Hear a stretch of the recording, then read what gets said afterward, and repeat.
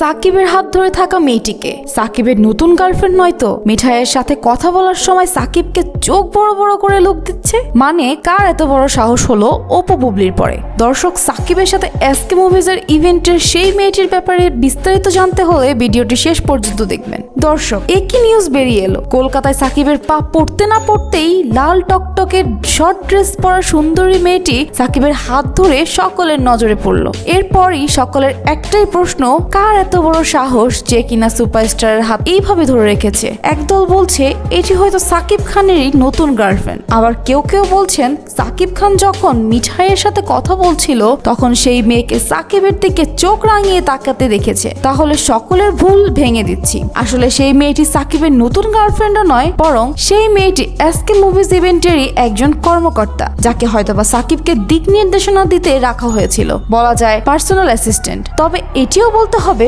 বাঙালিদের চোখ ফাঁকি দেয়া এত সহজ নয়। তো দর্শক, আপনাদের কাছে কি মনে হয় অবশ্যই কমেন্টে জানাবেন।